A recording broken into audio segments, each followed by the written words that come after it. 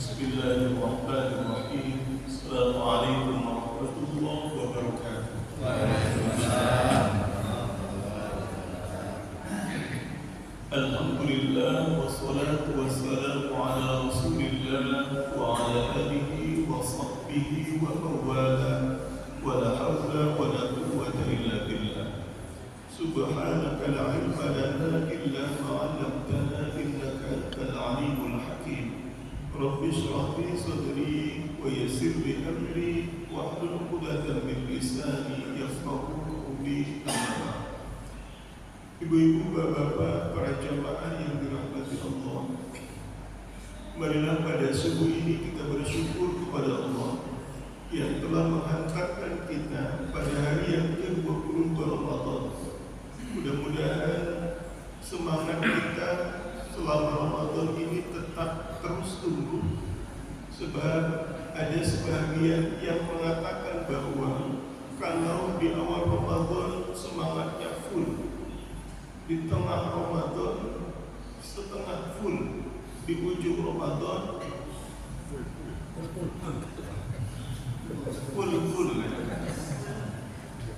Di awalnya full, setengah Ramadan setengah full, akhir Ramadan.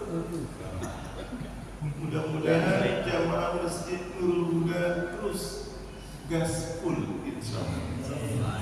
Semangatnya terus, masjidnya terus insya Allah menjadi makmur, dan mudah-mudahan dengan kemakmuran masjid ini akan membawakan manfaat buat kita semua. Amin. Salawat dan salam semoga Allah limpahkan kepada Nabi Muhammad sallallahu alaihi wasallam. Mari kita perbanyak salawat salam kepada beliau dan keluarganya. Mudah-mudahan dengan izin Allah kita dan keluarga besar kita akan mendapatkan syafaat dari beliau di hari kemudian nanti. Amin ya rabbal alamin. Ibu dan bapak, para jamaah yang dirahmati Allah, pada subuh ini kita akan lanjutkan kajian tadabbur Al-Quran kita. Kita sampai pada ayat yang ke-53. Hari ini kita akan bahas satu ayat, mudah-mudahan bermanfaat untuk kita semua. Saya akan bacakan ayatnya. A'udzu billahi minasyaitonir rajim. Bismillahirrahmanirrahim. Wa idh atayna Musal kitaba wal furqana la'allakum tahtadun. Shadaqallahul azim.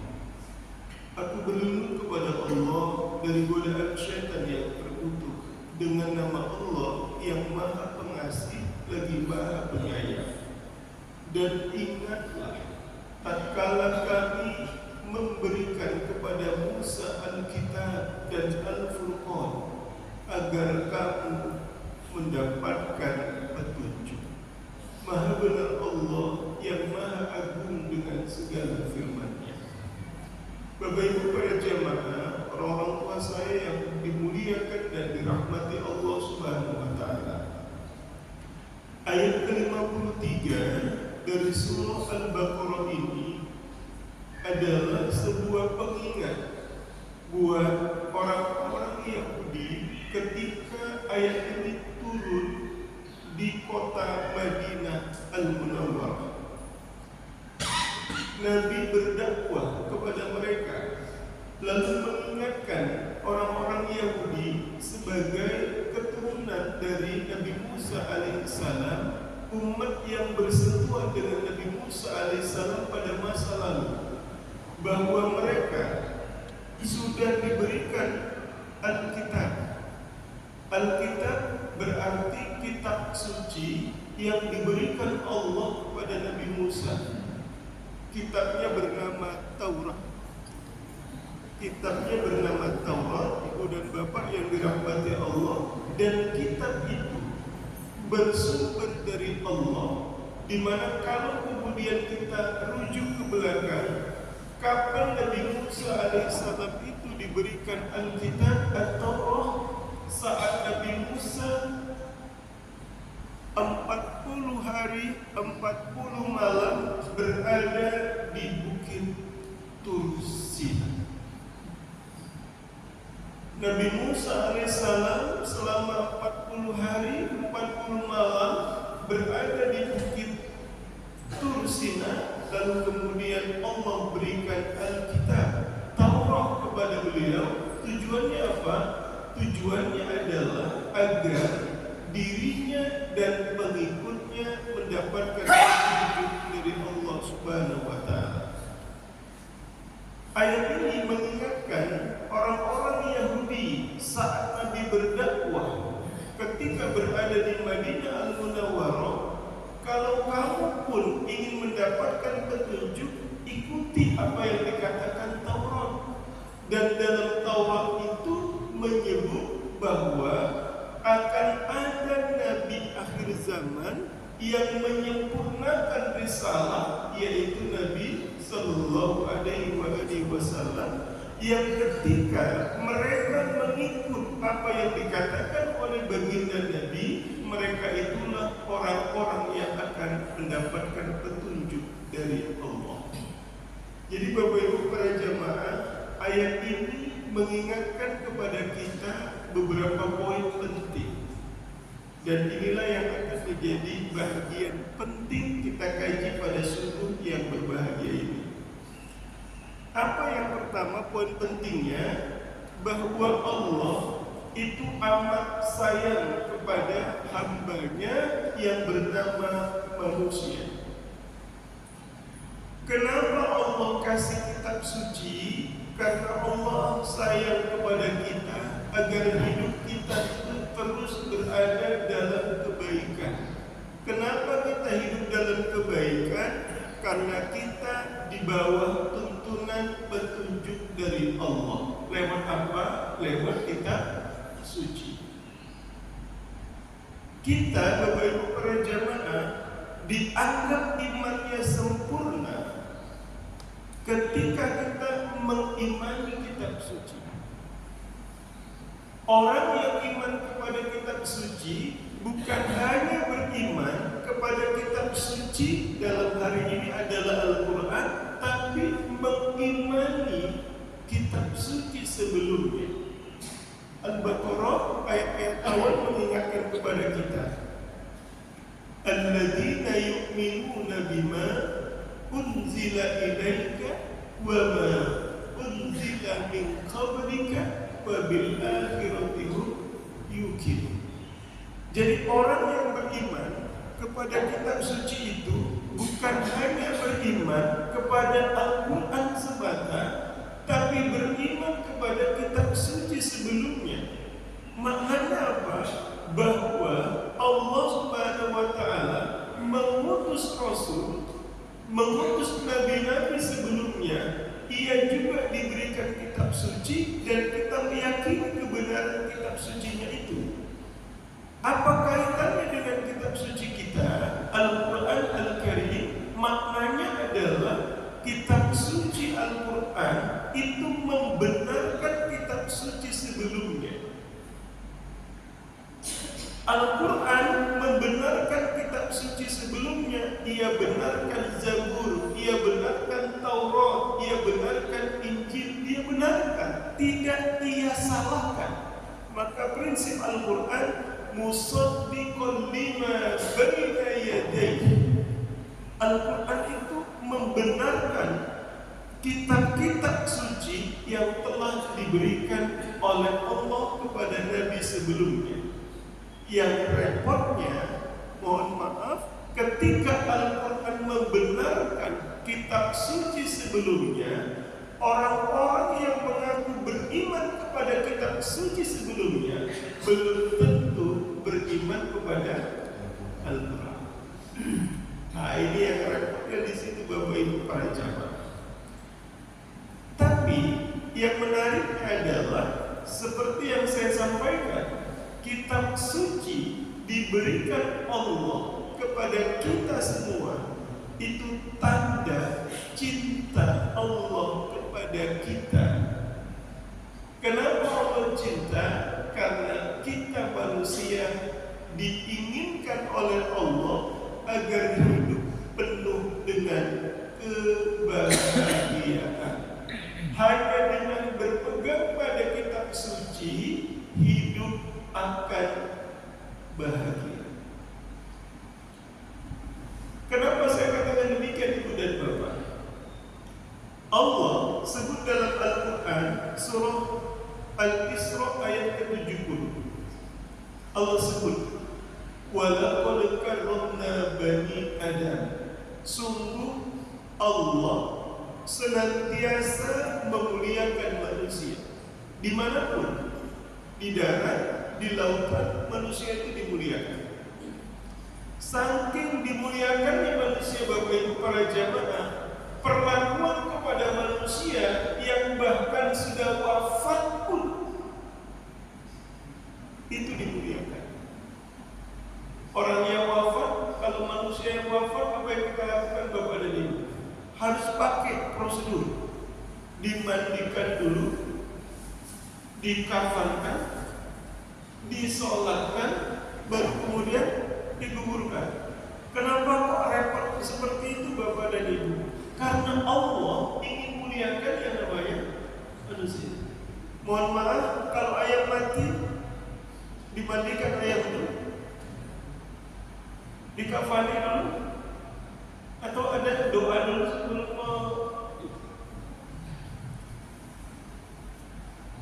Bapak Ibu para jamaah, Allah ingin muliakan manusia itu.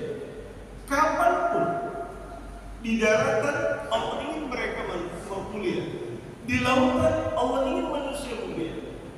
Ketika Allah menginginkan manusia itu mulia dan bahagia, Allah utus Nabi dan Rasul, dibersamai manusia itu dengan utusan Allah, Nabi dan Rasul. Supaya apa?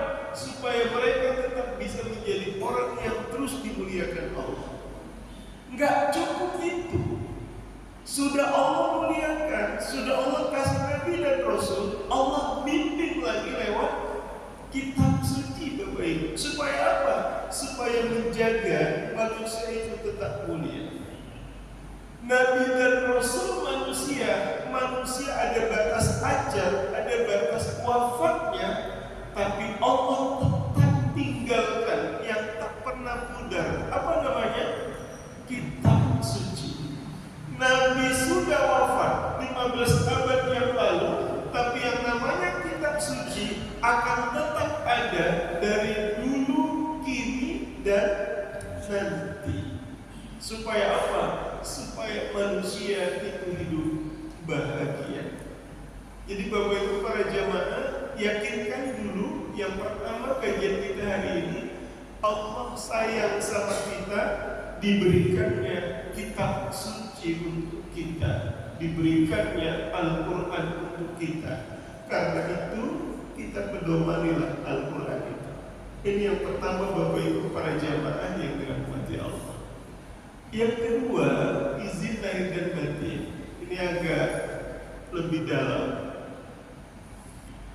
Kalau Al-Quran diturunkan kepada kita untuk membuat kita itu istimewa, karena memang yang berdekatan, berdampingan dengan Al-Quran itu pasti istimewa. Yang enggak istimewa, kalau dekat dengan Al-Quran jadi istimewa. Coba kita cek, Bapak Ibu para jamaah, membuktikan apa yang hari ini kita bahas. Yang berdekatan, yang berdampingan dengan Al-Quran, yang dulunya biasa, bisa jadi istimewa. Apa buktinya? Ayo kita cek, Bapak Ibu para jamaah. Bulan Ramadan. Bulan Ramadan, Bapak Ibu para jamaah, adalah bulan yang dipilih oleh Allah diturunkannya Al-Quran.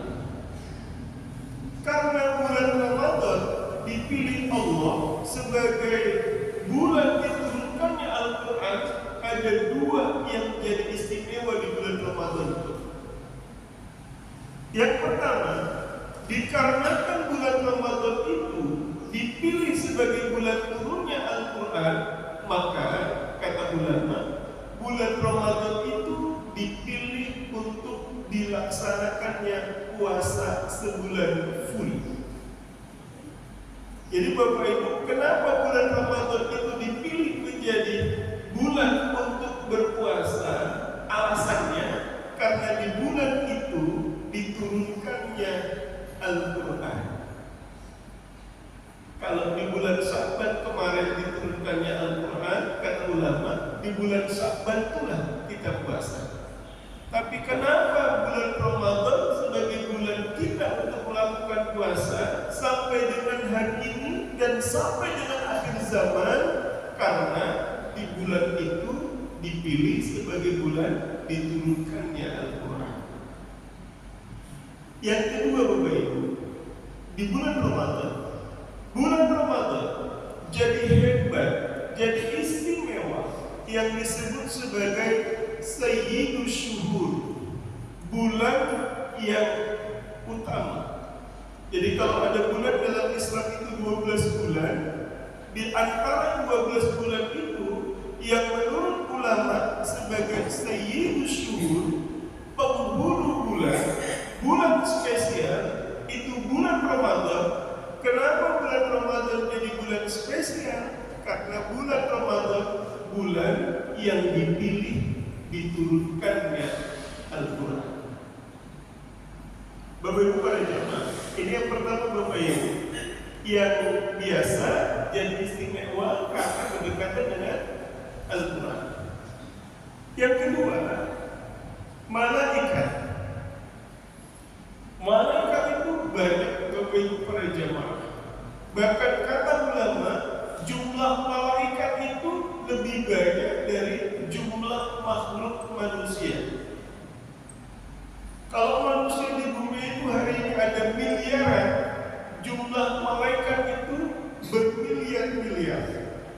Bahkan dalam sebuah riwayat disebutkan, mohon maaf Bapak Ibu para jemaah, kalau kita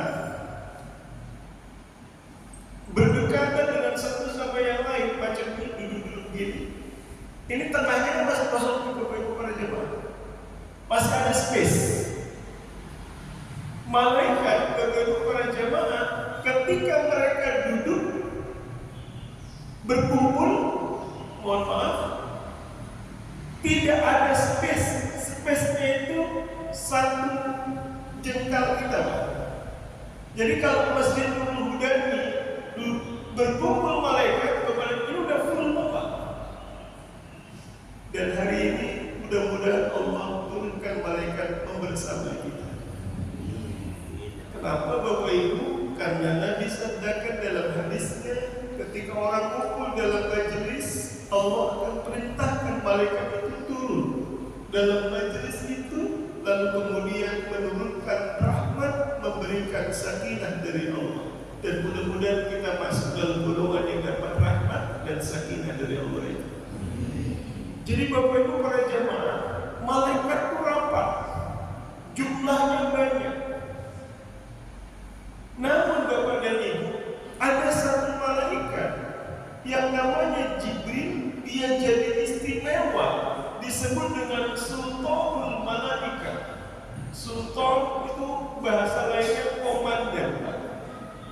Jadi komandannya malaikat. Kenapa? Karena Jibril dipilih Allah untuk menghantarkan Al-Quran kepada Nabi Sallallahu Alaihi Wasallam. Dua, ketiga Pak, untuk para jemaah, Nabi Sallallahu Alaihi Wasallam, Nabi Muhammad Sallallahu Alaihi Wasallam, Nabi Sayyidul Anbiya wal Mursalin, penghulu dari para nabi dan para rasul. Kenapa bisa demikian? Karena Al-Quran diturunkan Allah kepada Nabi Sallallahu Alaihi Wasallam. Bapak Ibu, Al-Quran diturunkan pada malam hari. Yang namanya malam itu sebetulnya sama semua Pak, gelap. Tapi gara-gara malam itu dipilih sebagai malam turunnya Al-Quran, maka malam itu menjadi malam istimewa yang dinamakan dengan Lailatul Qadar. Wa ma adraka ma Lailatul Qadar? Lailatul Qadri khairun min alfi syahr. Apakah malam Lailatul Qadar itu? Malam Lailatul Qadar itu adalah malam yang lebih baik dari 1000 bulan. Padahal malam itu sama, gelap biasa. Tapi karena ada Al-Quran diturunkan malam itu bernilai lebih baik dari 1000 bulan. Lebih kurang 83 tahun. Umur kita Bapak Ibu para jamaah mungkin ada yang 70, mungkin ada yang mendekati 80, lewat-lewat sedikit 90, tapi banyakkan kita belum nyampe 70 sudah Allah panggil pulang duluan. Ini bukan nakut-nakuti Bapak Ibu. Jadi belum 70 nih, waduh dekat-dekat. Tapi yang jelas semua kita bakal pulang Bapak Ibu para jamaah. Cepat atau lambat? Bapak Ibu mau yang cepat atau yang lambat? Malu-malu, kayaknya kita semua pasukan lambat ya, insya Allah. Bapak Ibu para jamaah jadi mulia nih. Malam itu karena ada turunnya Al-Quran. Yang terakhir Pak membuktikan bahwa yang biasa jadi istimewa kalau dekat dengan Al-Quran. Apa itu Bapak Ibu para jamaah? Perhatikan kertas. Kita ada kertas Pak. Kertas itu ditulisin Al-Quran. Di mana perlakuan kita pada kertas yang ada tulisan Al-Quran. Megangnya pun hati-hati Pak. Pegang hati-hati. Dimuliakan dengan penuh, sepenuh hati. Jaga betul-betul. Kenapa? Karena kertas itu tulisannya kertas yang biasa jadi istimewa karena ada tulisannya Al-Quran. Bisa dibayangkan kalau kita setiap hari berinteraksi dengan Al-Quran, berdekatan dengan Al-Quran, kita yakin Bapak Ibu para jamaah, kita pun akan jadi istimewa. Maka hari ini yang saya sampaikan di agak dalam, agak serius. Ayo kita cek sampai dengan Ramadan yang ke-22 ini, bagaimana kedekatan kita dengan Al-Quran. Apakah kita udah dekat dengan Al-Quran atau malah kita menjauh dari Al-Quran? Hari ini kita cek Bapak Ibu para jamaah. Apa cara menceknya? Cara menceknya ada beberapa. Yang pertama, ada namanya tilawah. Tilawah itu maknanya membaca Al-Quran diiringi dengan hati yang membenarkan apa yang dibaca, lalu siap diperintah atas apa yang kita baca. Saya ulangi Ibu Bapak para jamaah. Tilawah yang pertama, membaca Al-Quran disertai dengan membenarkan apa yang kita baca dan siap melaksanakan perintah yang kita baca. Itulah sebabnya Bapak Ibu, setelah kita baca Quran, apa bacaannya? Ditutup dengan kata Shadaqallahul Azim. Apa yang kita baca dari Al-Quran itu benar adanya, bukan bohong-bohongan Bapak Ibu para jemaah. Pertanyaannya, sudahkah kita baca Quran hari ini? Alhamdulillah sudah. Saya yakin sudah Bapak Ibu para jamaah pinomat baca Quran pada saat melakukan sholat. Karena kalau orang sholat nggak baca Quran, berarti sholatnya nggak sempurna. Karena ada satu bagian bacaan Quran yang harus ada dan kita baca. Apa itu? Suratul Fatihah. Tapi kalau bisa Bapak Ibu para jamaah, jangan luar sholat disempat-sempatkan baca Quran. Saya ulangi, Bapak Ibu, disempat-sempatkan baca Quran. Selesai subuh, ambil Quran, baca Quran. Zuhur, selesai zuhur, sikit, sempatkan baca Quran. Pendek kata Bapak Ibu para jamaah, setiap hari jangan pernah lepas baca Quran. Dan sebaik-baik baca Quran itu Bapak Ibu para jamaah, sebagaimana ungkapan Nabi Sallallahu Alaihi Wasallam adalah al-hal wal muntahal. Saya ulangi Bapak Ibu, al-hal wal muntahal. Apa itu al-hal wal muntahal? Bapak Ibu baca Quran berpuntat sampai dengan tuntas. Contoh Bapak Ibu para jemaah, ibu-ibu baca Quran, bapak baca Quran Al-Baqarah. Al-Baqarah itu ayatnya 286 ayat. Bapak Ibu baca ayat pertama sampai dengan ayat 100, berhenti. Begitu berhenti, Bapak Ibu para jemaah mau lanjut dibaca Quran, Bapak Ibu lanjutkan ayat 101 dan seterusnya. Mungkin sampai 200, berhenti. Baca lagi, lanjut 201 sampai 286. Habis Al-Baqarah habis, ibu bapak lanjut lagi baca surah Al-Imran. Itu namanya al-hal wal muntahal. Baik memang ada orang baca Quran tapi lompat-lompat. Al-Baqarah dibaca ayat 1 sampai 100 belum siap, dia baca surah Ar-Rahman. Ar-Rahman belum habis, lalu kemudian pindah lagi surah Al-Waqiah. Al-Waqiah belum tuntas, lanjut ke Al-Muluk. Al-Muluk belum tuntas, lanjut surah Al-Ikhlas. Al-Ikhlas belum tuntas. Kira-kira ada nggak baca surah Al-Ikhlas nggak tuntas Bapak Ibu penajam? Kalau ada yang baca Al-Ikhlas belum tuntas juga, kacau ini. Karena kadang-kadang ketika kita baca Quran itu, mohon maaf, mau lepas dia Pak. Ibu, apalagi di ujung-ujung Ramadan agak sering kelepasnya.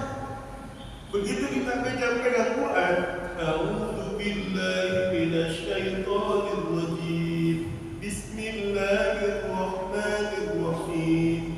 Yusabbihu lillahi ma fis samawati wa ma fil ardh. Terdiam kita. Terjatuh Quran. Kenapa terjatuh? Karena kita ngantuk gitu ya.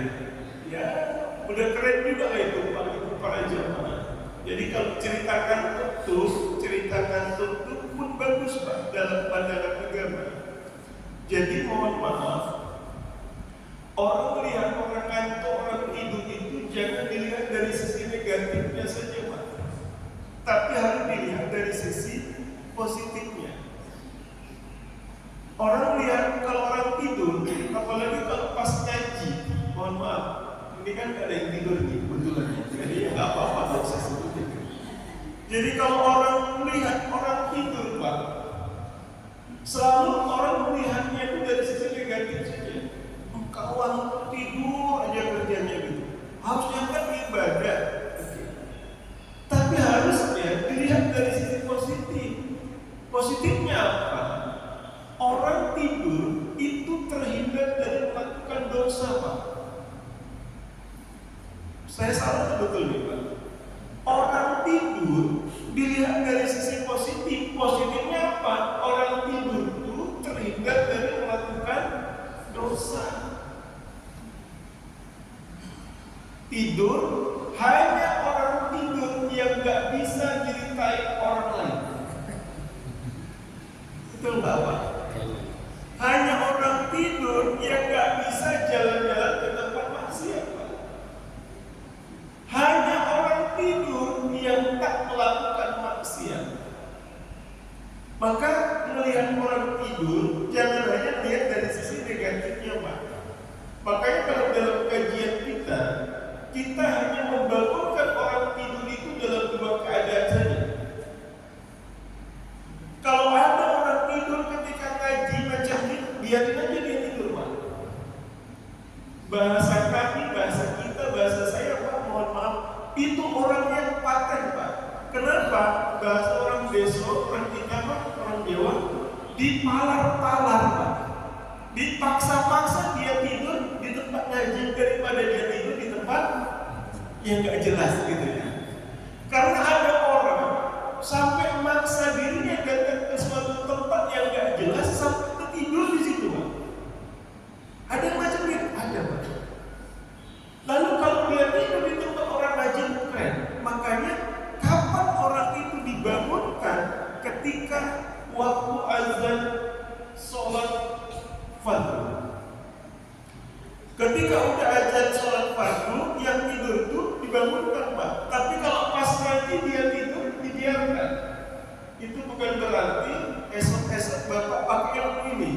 Pas saya tidur aja, Pak. Ya kalau saya yang ngaji, nggak apa-apa, Pak, tidur gitu, Pak. Tapi kalau guru yang lain jangan, Pak, ya.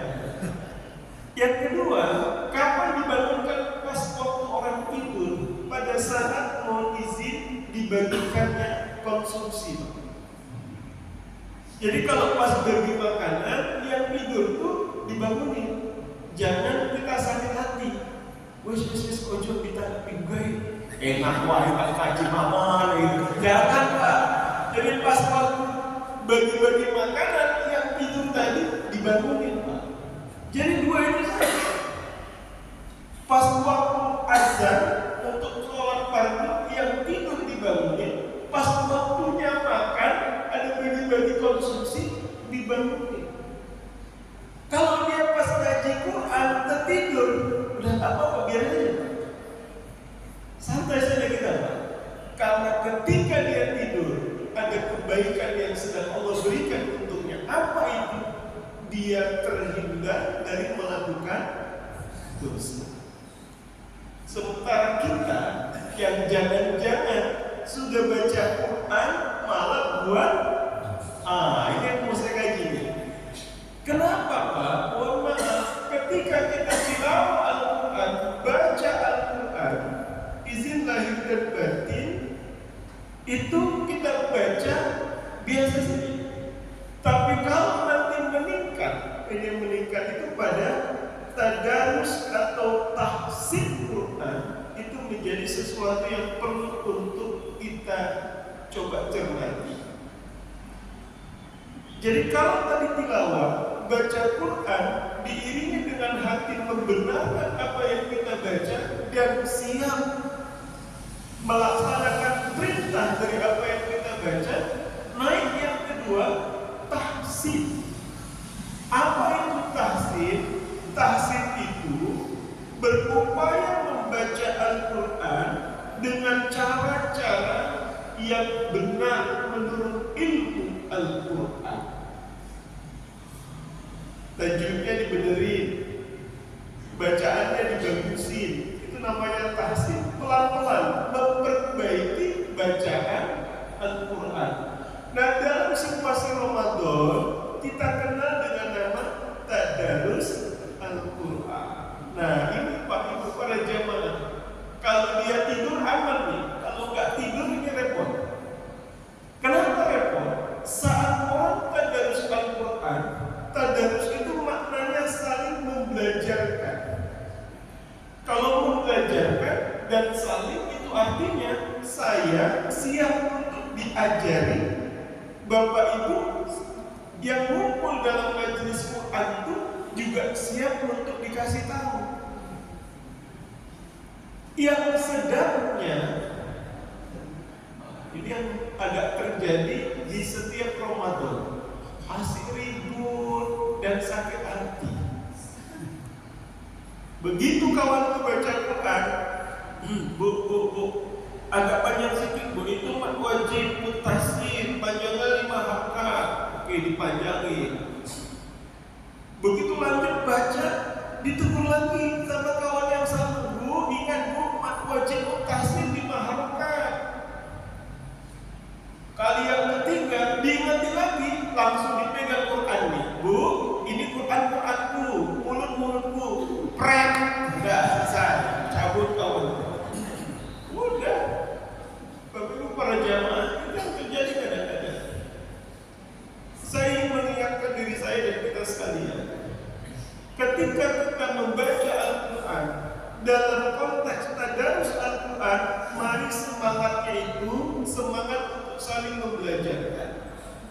Dan mohon izin, ketika kita mengingatkan orang karena salah bacaannya, gunakan cara-cara yang pas. Ibu ini bantu aku nggak bisa, kan udah bilang tadi panjangnya 5 halaman, nggak dengar ibu. Walah bu, kemana aja? Dulu sih bu nggak belajar. Oh jangan pak, ibu para jamaah. Ingat perintah Al-Quran, wa tawassaw bil haqqi wa tawassaw bis sabr. Jadi ngajakin orang itu dengan cara yang benar, tapi yang kedua diiringi dengan sabar. Ingat cara yang benar, sabar. Masih ibu-ibunya udah sabar. Pelan-pelan kita ajakin, pelan-pelan. Insya Allah pelan-pelan itu akan berbuah, Bapak Ibu para jamaah.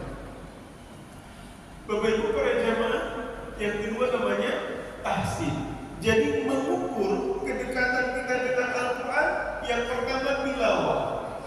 Sesering apa kita baca Quran. Bapak Ibu punya target Ramadan ini berapa kali khatam? Kalau ibu-ibu saya yakin 10 kali khatam.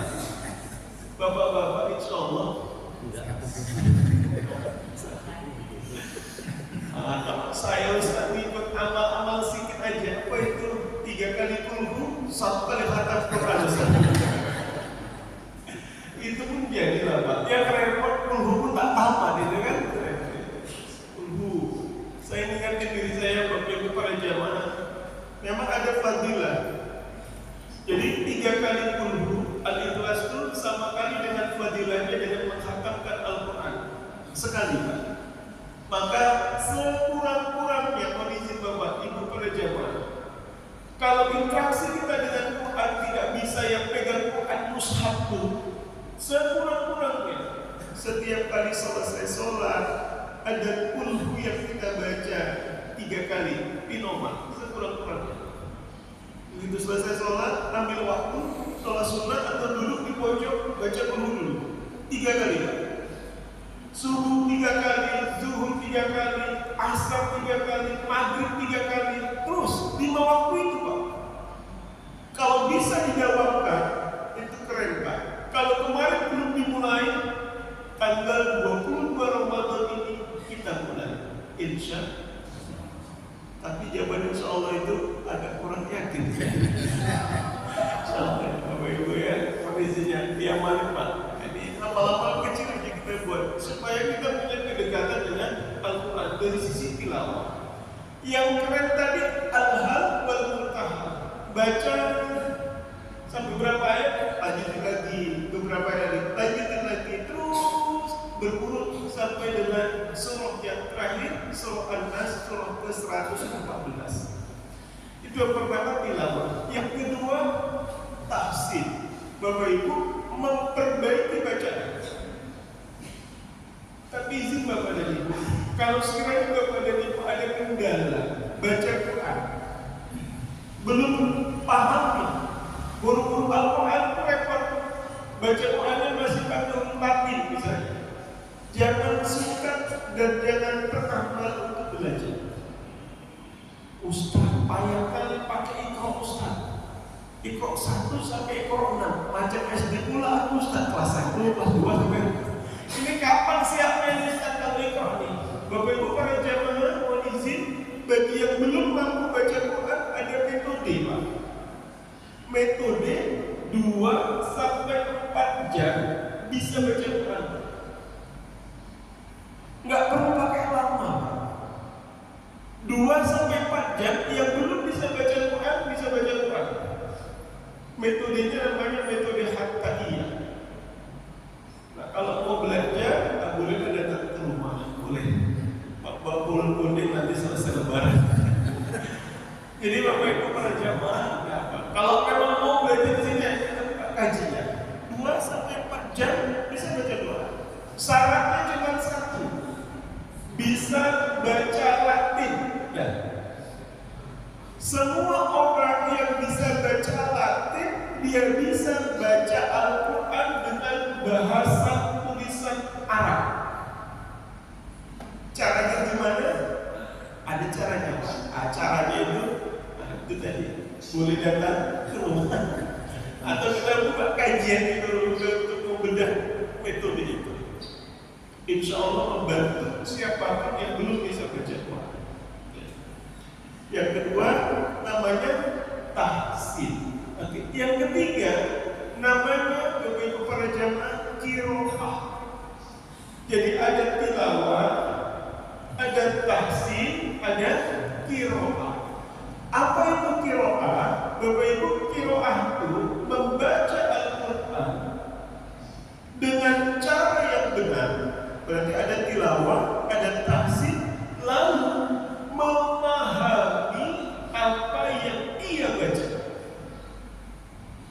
Dipahami yang dia baca, Pak. Dipahami. Makanya kalau boleh saya menyarankan baca Quran itu sesekali perlu melihat terjemahan Al-Quran. Oke. Yang keempat namanya tadabbur Al-Quran. Sesi ngaji kita namanya hari ini adalah tadabbur Al-Quran. Apa itu tadabbur Al-Quran? Tadabbur Al-Quran, kita membaca Al-Quran dengan cara yang benar, memahami yang kita baca, lalu mengevaluasi, mengoreksi apa yang kita baca itu sudah kita amalkan atau belum, gitu Pak. Jadi puncak dari kedekatan diri kita dengan Al-Quran bukan hanya membacanya saja, bukan hanya membacanya dengan benar saja, bukan hanya membacanya dengan benar dan memahami yang kita baca, tapi puncaknya adalah tadabbur. Kita baca dengan cara yang benar, kita pahami, lalu kita amalkan apa yang kita baca. Makanya kajian kita itu 1 ayat 2 ayat dalam rangka untuk bisa nanti mengamalkan yang kita baca, Bapak Ibu para jamaah. Maka ayat yang ke-53 tadi mengingatkan kedekatan kita sama Al-Quran. Sudahkah kita baca Quran hari ini? Kalau belum, kita baca. Sudahkah kita memperbaiki bacaan Quran kita hari ini? Kalau belum, kita perbaiki. Sudahkah kita memahami yang kita baca hari ini? Kalau belum, kita lakukan pemahaman. Yang terakhir, sudahkah kita mengamalkan yang kita baca hari ini? Kalau belum, kita amalkan. Nah, Bapak Ibu para jamaah, makanya ada sebuah ungkapan nih dari guru kita, Allahu yarham Kiai Haji Ahmad Dahlan, yang kita kenal dengan nama Ki Dahlan, pendiri Muhammadiyah. Kata beliau, Bapak Ibu para jamaah, kita belum tuntas mengamalkan satu surah, kata beliau. Dan ini yang menjadi sangat populer di kalangan teman-teman Muhammadiyah. Surah ini adalah surah Al-Ma'un. Kita sudah bolak-balik membaca Al-Ma'un, kita sudah menghafal surah Al-Ma'un, tapi kita belum tuntas mengamalkan Al-Ma'un. Siapa yang tak hafal? Siapa yang belum pernah baca Al-Ma'un? Semua kita baca. Siapa yang tak hafal? Saya yakin semuanya hafal. Tapi apakah sudah tuntas mengamalkan Al-Ma'un? Belum tentu. Apa makna Al-Ma'un itu, Bapak Ibu? Ingat ini, ulang kaji. Al-Ma'un itu artinya sesuatu yang menurut kita bekas, tapi masih pantas untuk orang lain. Itu namanya Al-Ma'un. Bekas menurut kita, pantas menurut orang. Itu Al-Ma'un. Dan untuk yang bekas itu kita tak boleh yamna. Yamna itu menahan. Orang, Bapak Ibu para jamaah, sangat yakin saya dia berat memberi apa yang terbaik yang dia miliki. Semua kita pasti akan berat. Contoh Pak, mohon maaf. Kalau kita punya dompet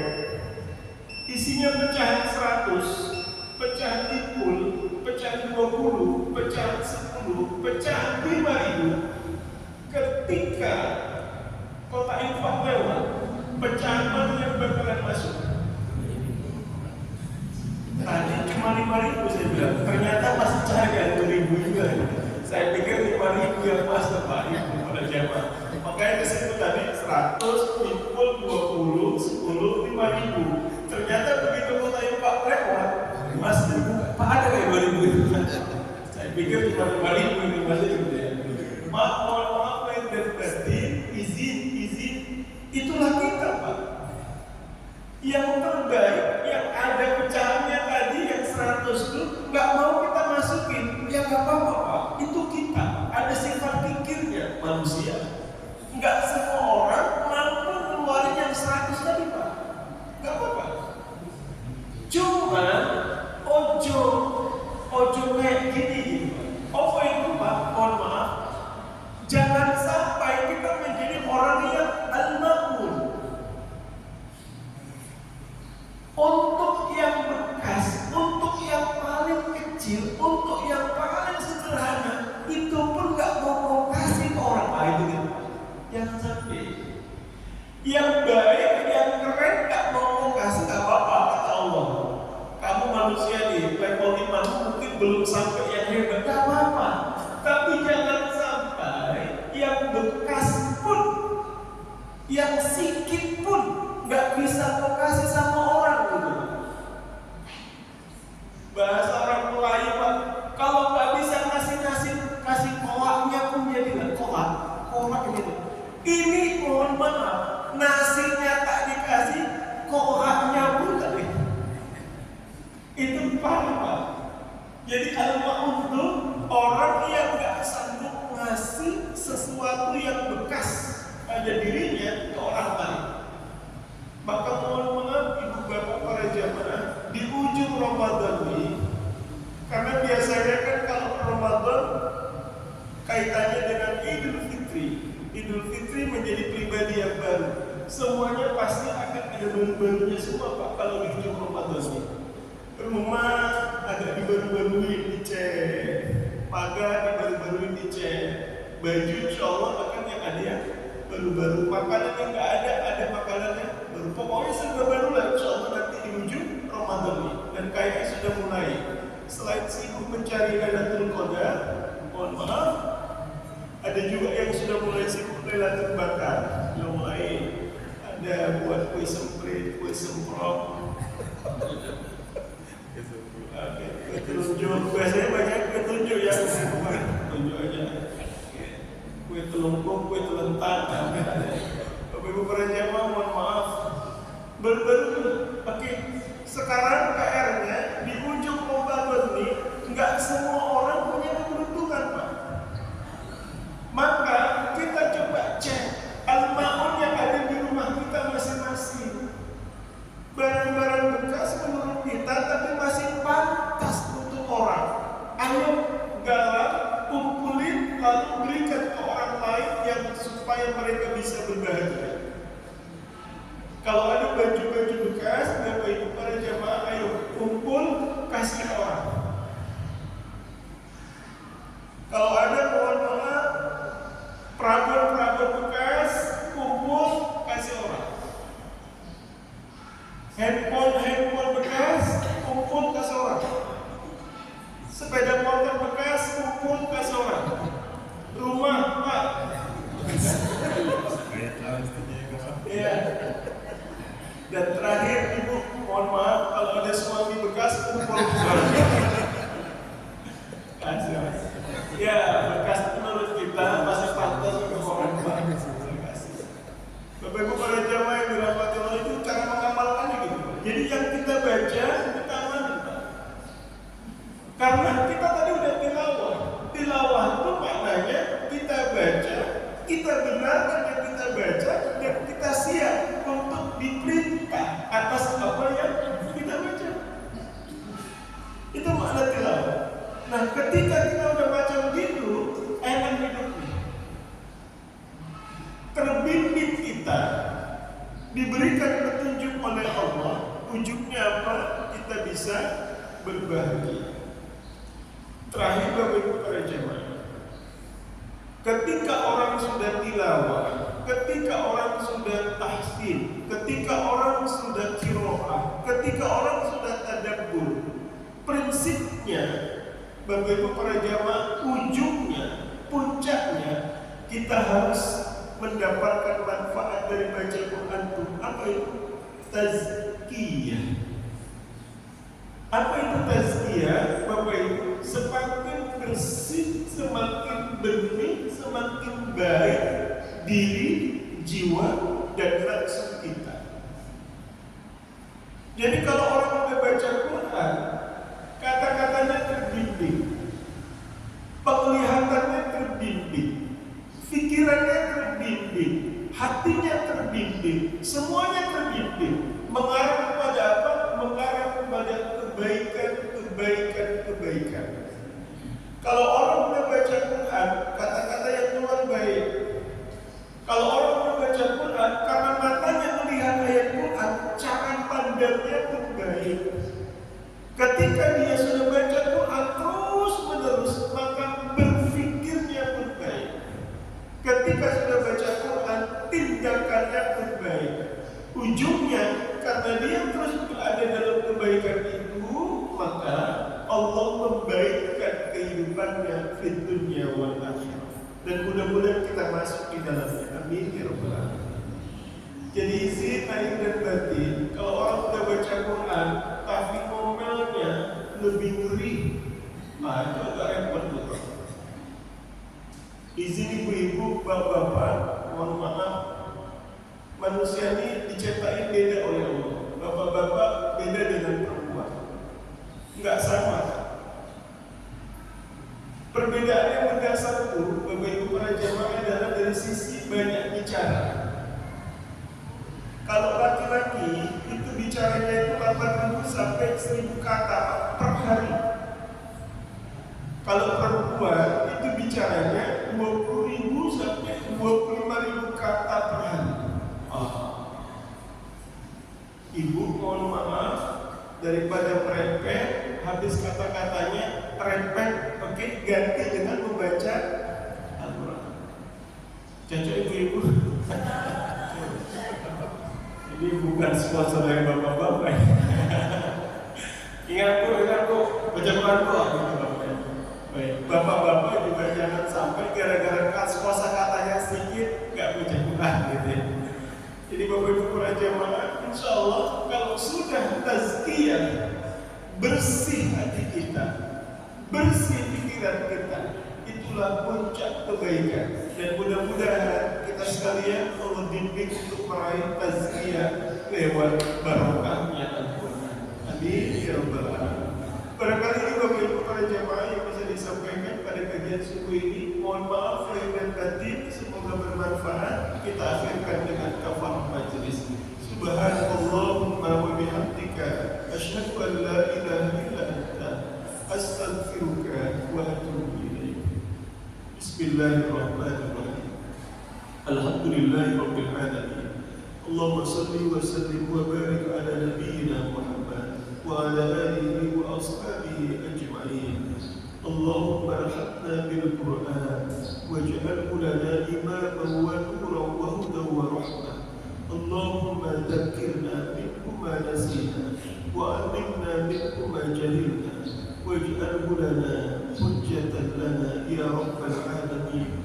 warzuqna tilawatahu ana al-layli wa atraf an-nahar birahmatika ya maulana ya arhamar rahimin. Allahumma la tufarriq jam'ana hadha illa bidhanbin maghfur wa 'amalin salihin mutaqabbalin mabrur wa tijaratin lan tabur ya aziz ya ghafur ya 'alima ma fi sudur akhrijna min adh-dhulumati ila an-nur. Rabbana atina fid dunya hasanah wa fil akhirati hasanatan wa qina adzaban nar. Wa sallallahu wa sallam alaihi wa alihi walhamdulillahi rabbil alamin. Mohon maaf lahir dan batin. Billahi taufiq wal hidayah. Assalamualaikum warahmatullahi wabarakatuh.